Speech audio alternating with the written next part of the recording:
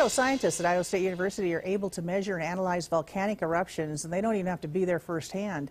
They have a volcanic simulation tank, and they are able to examine eruptions from their lab in Idaho. Local News 8's Dennis Valera joining us now from our Pocatello newsroom, and he saw the tank in action today. So, Dennis, how does it work? Carol, dye is shot into the tank at certain concentrations to simulate volcanic plumes. Now, with this data, the scientists are able to determine how to minimize dangers at an eruption site.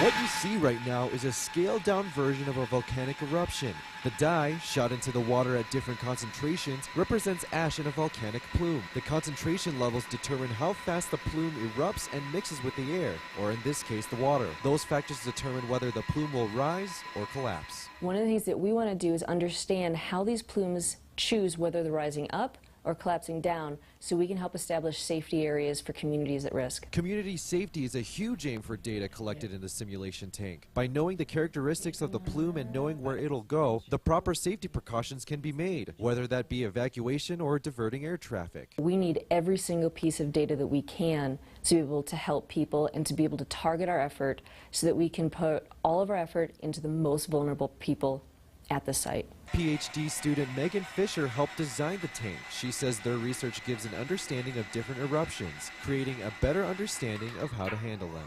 If we have an understanding of how these volcanoes erupt, we can give more information to our community planners that no, in Kalbuka you don't need to worry about a lava flow coming and taking out your town, but you should be much more concerned with the ash. Megan Fisher developed software that applies the eruptions in the tank to eruptions in videos on social media to determine the velocities and speeds of the volcanic plumes. Now, in the future, crossflow will be introduced to the tank to create real wind situations. Now, live in the Pocatello newsroom, I'm Dennis Valera. All right, thank you, Dennis. ISU collaborated with Arizona State University on this project.